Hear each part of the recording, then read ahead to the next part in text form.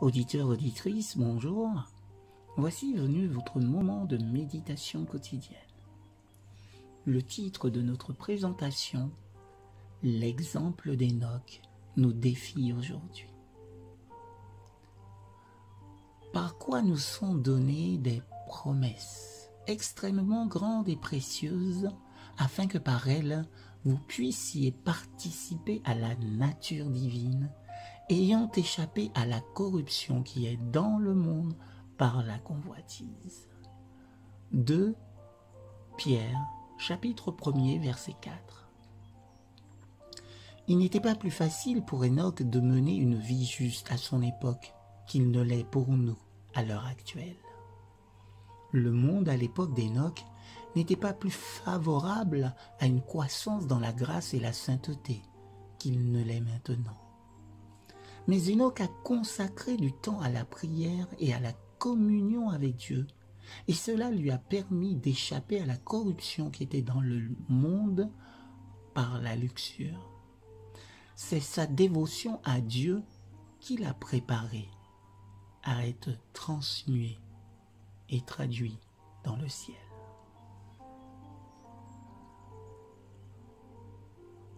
Nous vivons au milieu des périls des derniers jours, et nous devons recevoir notre force de la même source qu'Enoch. Nous devons marcher avec Dieu. Une séparation du monde nous est demandée. Nous ne pouvons pas rester libres de cette pollution, à moins de suivre l'exemple du fidèle Enoch et de marcher avec Dieu. Mais combien sont esclaves de la convoitise de la chair, de la convoitise des yeux et de l'orgueil de la vie. C'est la raison pour laquelle ils ne participent pas à la nature divine et n'échappent pas à la corruption qui est dans le monde par la luxure. Ils se servent et s'honorent. Leur étude constante est « Que mangerai-je? Que boirai-je? Et de quoi serai-je vêtu ?» Beaucoup parlent de sacrifice, alors qu'ils ne savent pas ce qu'est le sacrifice. Ils n'ont pas goûté sa première gorgée. Ils parlent de la croix de Christ, ils professent la foi, mais ils n'ont aucune expérience de l'abnégation, soulevant la croix et la portant après leur Seigneur. S'ils étaient participants de la nature divine, le même esprit qui habitait en leur Seigneur habiterait en eux. La même tendresse et le même amour, la même pitié et la même compassion se manifesteraient dans leur vie. Ils n'attendraient pas alors que les nécessiteux et les malheureux viennent à eux et soient suppliés de ressentir leur malheur.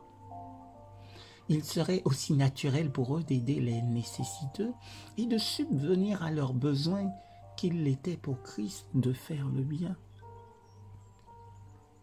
Chaque homme, chaque femme et chaque jeune qui professe la religion du Christ, c'est-à-dire qui prétend avoir une relation avec Christ, intime et profonde, devrait réaliser la responsabilité qui lui incombe. Tous devraient sentir qu'il s'agit d'un travail individuel, d'un combat individuel, d'une prédication individuelle du Christ dans la pratique quotidienne de nos vies respectives.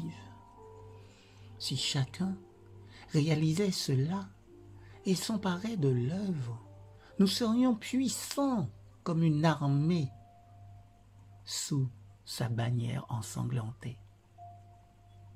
La colombe céleste planerait au-dessus de nous. Le soleil de justice brillerait sur nous et la lumière de la gloire de Dieu ne nous serait pas plus fermée qu'elle ne l'était du dévoué Enoch. Excellente journée à tous et à toutes.